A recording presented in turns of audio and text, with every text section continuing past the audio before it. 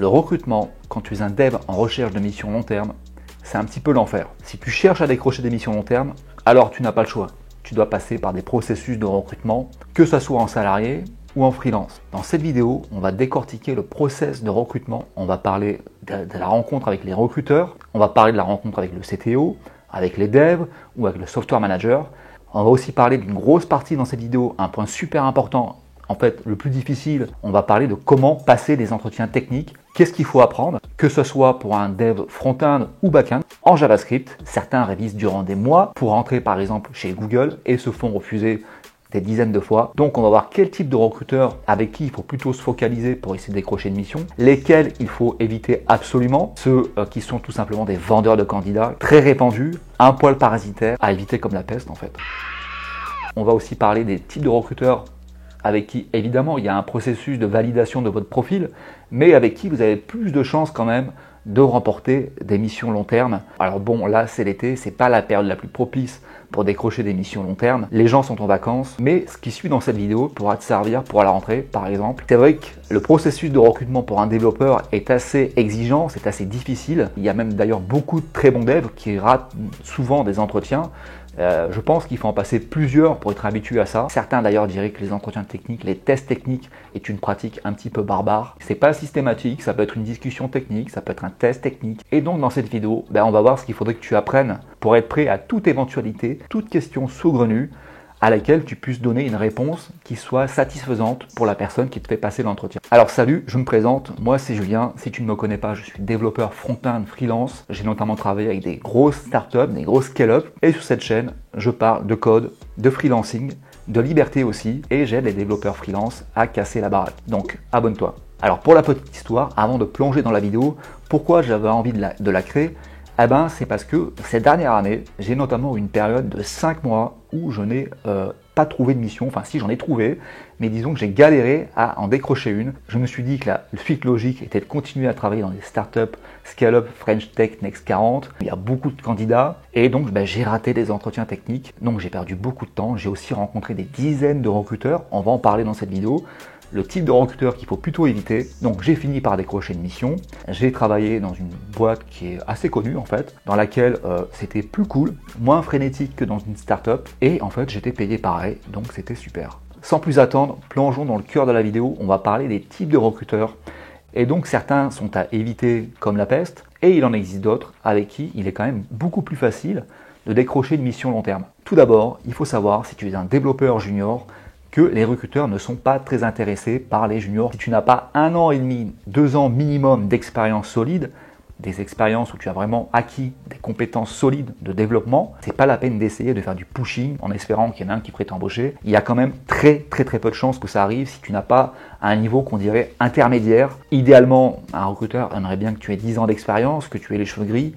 Mais bon, c'est pas toujours possible. Autre chose, je te déconseille fortement de te positionner en tant que développeur full stack. Ça, c'est un point super important aussi. Parfois, on peut être tenté de se positionner en full stack en se disant que, après tout, il y a pas mal de missions full stack qui tomberaient. Après tout, on a peut-être 1 an et demi d'expérience sur Node, sur Express.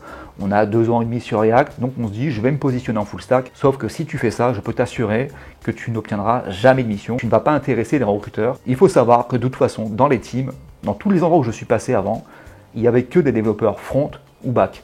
Il n'y a jamais de gens qui sont full stack, ça n'existe pas. Très rarement, parfois, tu peux voir quelqu'un qui est full stack. Généralement, j'ai constaté que c'était souvent un interne. Et donc, sur tous tes profils, sur tes headlines, c'est pas la peine de marquer full stack. Je t'invite vraiment à écrire plutôt développeur React, front-end, développeur back-end Node, et tu verras que tu as beaucoup plus d'opportunités de remporter des missions. Alors, sur quel recruteur il faudrait plutôt se focaliser? Lesquels éviter? Je te propose qu'on fasse un éventail des types de recruteurs qui existent. Moi, j'en identifie 3. 2 avec lesquels il y a des chances de décrocher une mission long terme. On va rencontrer des clients. Et le 3e, malheureusement beaucoup plus répandu, avec qui je peux t'assurer qu'il ne se passera jamais rien. Ce sont tout simplement les agences de recrutement. Ces gens qui sont des vendeurs de candidats, des gens qui ne vendent pas de services IT, des gens qui ne vendent pas de services de développement web, d'ingénierie logicielle. Il faut savoir que ce sont des gens avec qui vous avez très peu de chances de pouvoir rencontrer un client. Moi-même, en 5 ans, j'ai contacté des dizaines de recruteurs et il ne s'est jamais rien passé. Je crois que j'ai jamais rencontré un client, je crois que ça n'est jamais arrivé. Et donc, je te déconseille fortement d'investir de l'énergie à essayer de te faire valider ton profil par ces gens-là, car de toute façon, tous les clients dont ils te parlent, tu ne les verras jamais. Ce sont des gens qui n'apportent aucune valeur aux entreprises. Il n'y a pas d'étude des besoins, il n'y a pas de conseils délivrés, pas d'expertise. Et donc, les entreprises s'en fichent complètement. Elles ont des dizaines d'agences qui les contactent. En plus, ces gens-là sont très exigeants. L'entretien va se limiter à combien d'années d'expérience vous avez sur React, combien d'années d'expérience vous avez sur Node. Est-ce que vous avez travaillé dans le secteur automobile? Je vois que sur votre CV, ce n'est pas le cas parce que notre client est dans le secteur automobile. Oubliez ces gens-là, on va parler de d'autres types de recruteurs avec qui il y a quand même plus de choses possibles. D'autres types de recruteurs, c'est quoi? Ce sont les ESN et les SS2I. Ce sont donc des agences qui vendent des services numériques. Ils ont au moins ce mérite, malgré le fait qu'ils n'aient pas une super bonne réputation. Ils ont tendance à vous casser votre TJM, à vous traiter continuellement comme un débiteur. Vous comprenez, vous n'avez pas encore délivré les 3 mois de mission, mais au moins ils ont le mérite de vendre des services IT, c'est-à-dire qu'ils vendent directement aux entreprises des services de développement web, d'ingénierie logicielle, et donc ces agences sont prises quand même beaucoup plus au sérieux par les entreprises. Pour le coup, ces SS2I, ces ESN ont des clients, à la différence des recruteurs qui n'en ont pas en fait. J'ai déjà travaillé avec des ESN et des SS2I. Le processus de recrutement va être un processus de recrutement, mais vous parlez à des gens qui sont dans le secteur IT, qui comprennent votre métier, avec qui vous pouvez discuter, et donc vous avez quand même beaucoup plus de chances de remporter des missions long terme qu'avec une agence de recrutement qui vraiment faire la différence entre les gens qui vendent des candidats et celles qui vendent des services IT. Dès que vous avez 2 ans d'expérience, sur React par exemple, vous allez intéresser ces agences et donc il faut les contacter ou peut-être que certaines vous contacteront. Alors troisième type de recruteur, très qualitatif, c'est le recruteur interne aux entreprises. L'avantage avec un recruteur interne, c'est que s'il est intéressé par votre profil, alors vous filez directement vers la discussion avec les devs, le CTO, le software manager. Alors voilà, c'est ce que je pense des recruteurs. Il faut plutôt se focaliser sur des business managers, des gens qui sont des ingénieurs d'affaires et qui travaillent vraiment dans l'IT, qui vendent des services IT. Alors maintenant, qu'est-ce que je pense des plateformes pour les freelances? Il faut savoir que c'est comme des agences de recrutement. À chaque fois que vous voyez une plateforme avec ici, nous recrutons le top 2% des freelances pour les entreprises. Ici, nous recrutons la cerise sur le gâteau des freelances pour les entreprises. Il faut bien comprendre que leur seul intérêt est de satisfaire leurs clients et non de vous trouver des missions. Et dans ce cas-là, quand vous passez par eux, c'est comme si vous passiez par une agence de recrutement, c'est vraiment pareil, vous passez par des gens qui sont des vendeurs de candidats, qui vont être très exigeants lors de l'entretien. Alors exception, je recommanderais par exemple la plateforme freelance Crème de la Crème, qui est très populaire, qui a l'avantage en fait de proposer un système de portage de freelance pour les entreprises, c'est-à-dire que pour une entreprise, il est très facile de monter une équipe de freelance en ouvrant un seul compte client sur cette plateforme. Pour les entreprises, c'est très appréciable, ils peuvent monter des équipes et ils peuvent payer les freelances très facilement en ouvrant un seul compte client. Donc administrativement, c'est très pratique pour eux. Je trouve aussi que j'ai toujours eu des bons contacts avec les business managers. J'ai travaillé une fois avec eux. Donc avec quel type de recruteur travailler? Ah bien, comme je vous l'ai dit, il faut plutôt se focaliser sur des ESN, des SS2I. Je trouve qu'il faut trouver en fait la SS2I, la ESN avec qui ça passe bien. Essayez de rentrer dans une petite ESN, une petite SS2I, dans laquelle le processus de recrutement n'est pas forcément super compliqué. On ne vous demande pas de rendre une copie parfaite, vous aurez des questions, un entretien technique. Sinon, comme vous connaissez peut-être déjà, vous avez la plateforme Malte. Alors maintenant, rentrons dans le dur du sujet. On va parler de l'entretien technique, du test technique. En fait, c'est la partie la plus difficile et il faut s'y préparer un peu comme un petit examen. Mais je pense aussi d'ailleurs qu'il ne faut pas se comporter comme un écolier quand vous êtes en discussion technique avec quelqu'un. Il ne s'agit pas de répondre juste ou faux pour qu'à la fin la personne ne sache même pas trop en fait ce que vous valez. Il faut aussi un peu se présenter comme un expert. Je pense que c'est important de le faire. Peut-être que vous n'êtes pas prêt actuellement à passer des entretiens techniques. Alors l'entretien technique peut être très variable. Par exemple, si vous rentrez dans une ESN, SS2I, peut-être que vous aurez un questionnaire sur 20 par exemple sur React et on vous dira voilà, il faut que tu aies une note satisfaisante pour qu'on puisse ensuite envisager collaborer ensemble et puis que je te présente un client. Ça peut être par exemple un petit exercice React. Pour moi, c'est arrivé une fois. Voilà, j'avais une petite landing page à réaliser chez moi sur Next. On m'avait dit fais attention, ceux qui sont passés avant toi ont codé à l'arrache, donc du coup on les a pas pris. J'ai rendu une copie bien structurée avec un code propre, les fonctions découpées.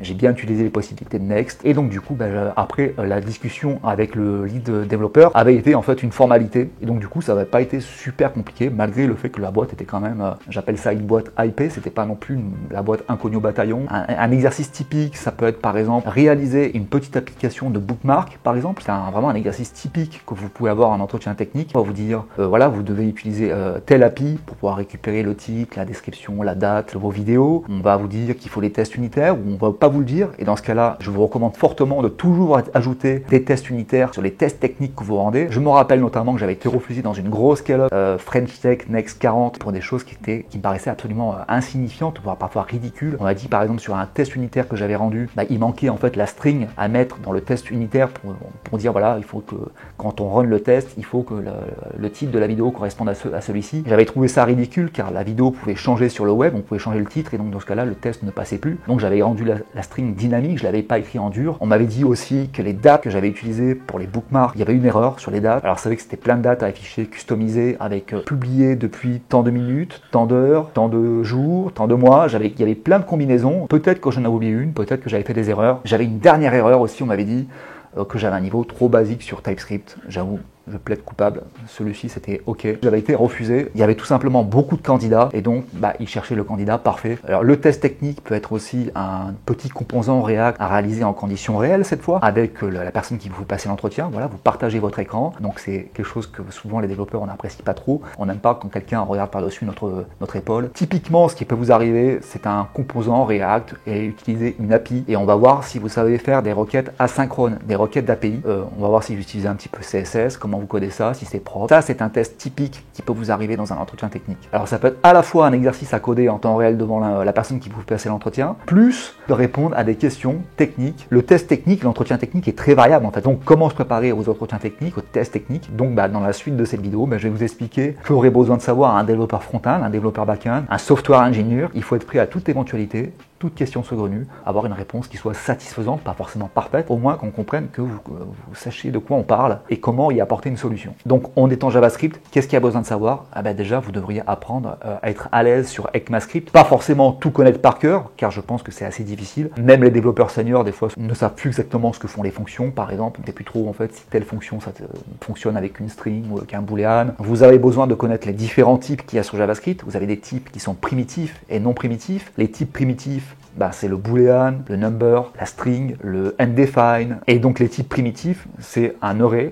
et un objet. En JavaScript, il y a besoin de savoir effectuer des loops avec des for each, avec des for off, for in. Vous avez besoin de savoir mapper un objet ou un array. Question classique qu'on peut aussi vous poser, vous avez besoin de savoir la différence entre un var, un let, un const pour la déclaration de variable. C'est quoi les spécificités? Et donc si vous butez et que vous n'avez pas une réponse satisfaisante à cette question, c'est pas positif. Il vaut mieux avoir suffisamment de positifs durant l'entretien. Vous avez besoin de connaître la sémantique HTML. Il y a des éléments HTML qui sont non sémantiques, comme la div, le span. Les éléments sémantiques, c'est par exemple le header, footer, la nav, le aside, le UL, le OL. Donc si vous avez un test technique à réaliser, il faut évidemment utiliser ces balises HTML sémantiques. Si on vous pose la question, il faut donner une réponse satisfaisante. Vous pouvez aussi avoir des questions sur les performances. Comment améliorer les performances de votre application? Vous pouvez par exemple dire que vous pouvez mettre en place du lazy loading pour pouvoir charger les images en différé. Vous pouvez avoir des questions sur ARIA, l'accessibilité du web, c'est-à-dire comment naviguer sur une page, non pas par la souris, mais par le clavier, avec la tabulation, le 1, 2, 3. Super important, il faut que vous soyez à l'aise avec les requêtes asynchrones, avec les requêtes d'API, call server. Il faut que vous sachiez mettre en place une requête d'API avec le async await, peut-être avec un try catch. Si ce que je vous dis ne vous parle pas du tout, alors je vous renvoie d'ailleurs sur ma vidéo que j'ai créée sur le clean code. Vous pouvez vous rendre à la 50e minute. Je parle de comment réaliser des requêtes asynchrones de manière parfaite. Souvent en test technique, vous aurez à utiliser une API. Et donc là, c'est vrai que c'est assez problématique si vous ne savez pas faire une requête d'API, un call server propre,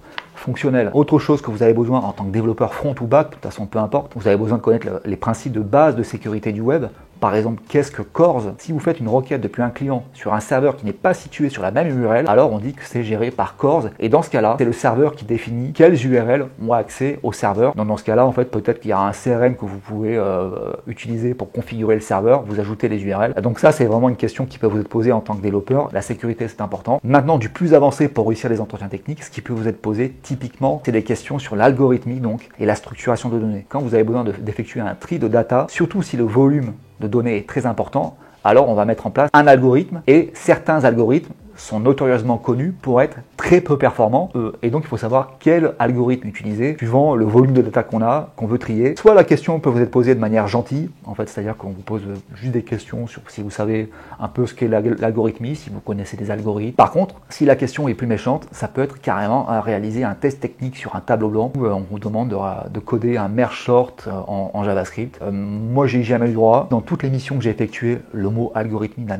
jamais ne serait-ce qu'été prononcé. On n'a jamais eu besoin de faire appel à un algorithme particulier, peut-être parce qu'on n'avait pas de gros volume de data. Donc vous avez différents algorithmes. Vous avez par exemple le bubble sort, le merge sort, le quick sort, l'insertion sort. Vous avez la recherche binaire, le tree search, l'algorithme de parcours en largeur. À vrai dire, je ne sais pas s'il en existe d'autres. Ce qui est important, c'est d'avoir des notions au moins de base sur l'algorithmie. Chaque algorithme a un runtime. Certains deviennent de plus en plus efficaces avec le temps et au contraire, certains deviennent de moins en moins performants à mesure que les calculs s'ajoutent. Donc vous avez besoin de savoir la différence entre la big O notation, qui est en fait le scénario du pire, le pire runtime. Il y a aussi la big theta notation, qui est en fait le scénario moyen. Et il y a aussi le big omega, qui est le scénario le plus performant de runtime. Alors je vous recommande au moins d'avoir des notions de base en algorithmie, pas forcément de tout connaître, pas forcément de savoir coder chaque type d'algorithme, un merge sort, un double sort, un quick sort, à coder en JavaScript. C'est vrai que c'est des choses difficiles à retenir. Pour apprendre l'algorithmie, je vous recommande pas forcément de faire appel à ce type de livre qui sont les notions de base sur l'algorithmie, qui est un livre assez épais quand même, et qui va pas vraiment beaucoup vous aider. Je vous recommande plutôt de regarder par exemple sur Wikipédia. Je vous recommande plutôt de faire appel à des sources web, à des articles et au moins d'être au courant des notions de base. Donc on utilise un algorithme quand on a besoin de trier de la data. On a besoin de se poser la question quel algorithme on va utiliser en fonction du volume de data qu'on a en entrée. Ensuite, la partie importante, advanced aussi, c'est la structuration des données. On peut vous poser la question, qu'est-ce que c'est qu'une structure en tree, en arbre? Qu'est-ce qu'un arbre binaire? Qu'est-ce qu'un arbre binaire parfait? Qu'est-ce qu'un arbre binaire de recherche? Et on peut vous demander de coder ça en JavaScript éventuellement. Donc là, c'est vrai que c'est la partie difficile. Alors, je vous rassure, je parle de tout ça, mais moi-même, j'ai encore beaucoup à apprendre sur l'algorithmie, sur la structuration des données. Si demain, on me demandait de réaliser un merge sort, par exemple, en JavaScript, je ne suis pas sûr que j'aurai une bonne réponse. C'est vrai que là, si vous allez faire un tableau blanc, on vous demande de réaliser un algorithme en JavaScript, un merge sort, un quick sort, un bubble sort, ah bah là, vous êtes vraiment sur le haut du panier. Là, vraiment, il ne peut pas vous arriver plus difficile que ça. Alors, autre partie, pour décrocher des missions long terme, il faut aussi faire attention aux boîtes trop hypées dans lesquelles on a envie de postuler.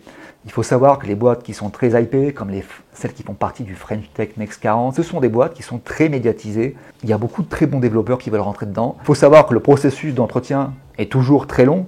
Juste pour décrocher un entretien avec le recruteur déjà, ça peut prendre une semaine. Après, il faut planifier avec les devs ou avec le software manager, le CTO. Et donc, il peut passer facilement 3 semaines, 1 mois. Je pense que c'est pas déconnant. Et si vous ratez de nouveau, ça va reprendre 1 mois. Non, donc, ce qu'il faut faire idéalement, il faut réaliser des entretiens techniques quand vous êtes déjà en mission. C'est le moment idéal pour réaliser un test technique. Si vous en réalisez quand vous êtes hors mission, quand vous avez besoin d'avoir absolument un client, je vous recommande de faire attention quand même à quand vous postulez chez des boîtes qui sont très hypées. C'est pas facile de rentrer dedans. Il y a beaucoup de très bons devs qui se font refuser. On se fait refuser parfois pour des choses qui peuvent paraître un peu insignifiantes ou un peu ridicules. Mais tout simplement, il faut savoir que ces entreprises ont du temps. Il n'y a pas de problème. Si ça met 6 mois pour trouver la bonne personne, il n'y a pas de problème. Et donc j'ai appris ça ces derniers mois. J'ai arrêté de chercher à rentrer dans des boîtes qui sont hypées. Vous avez plein de boîtes qui ont besoin de développeurs qui sont moins hypés, qui sont plus faciles d'accès, où il y a moins de candidats à l'entrée. Vous inquiétez pas, il y a du travail dans ces boîtes-là. Les projets sont peut-être moins intéressants, mais en fait, à la fin, ils paient pareil ou quasiment pareil. Donc en fait, les boîtes hypées, des fois,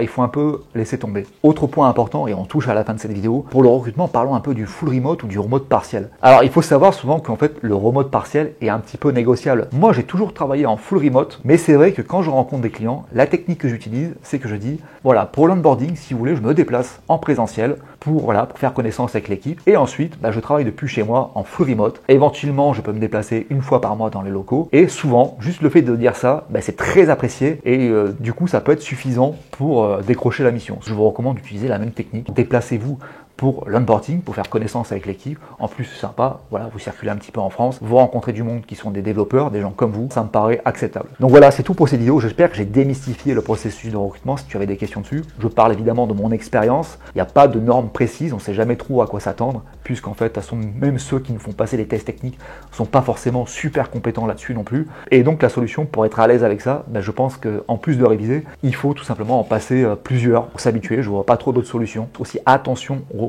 agences de recrutement, aux vendeurs de candidats. Je pense qu'il y a très peu à espérer de leur côté. Tu ne rencontreras probablement jamais le client. Ce sont des gens qui sont plus super exigeants. Il vaut mieux travailler avec des business managers, des ingénieurs d'affaires, des recruteurs qui sont dans des boîtes dont le cœur de métier est de vendre des services IT, des services de développement, d'ingénierie logicielle, qui ont peut-être déjà des développeurs, un CTO en place, donc des gens vous parlez le même langage. Il faut savoir que si tu cherches un CDI, c'est quand même plus facile à décrocher. Il y a des gens qui, simplement après un bootcamp, trouves après en quelques mois un job salarié. Mais par contre, c'est vrai que quand on est en freelance, c'est vrai que les recruteurs sont quand même beaucoup plus exigeants. Les clients ont besoin de quelqu'un qui soit tout de suite au point, quelqu'un qu'on embauche pour 3 mois. Il faut vraiment être au point en freelance.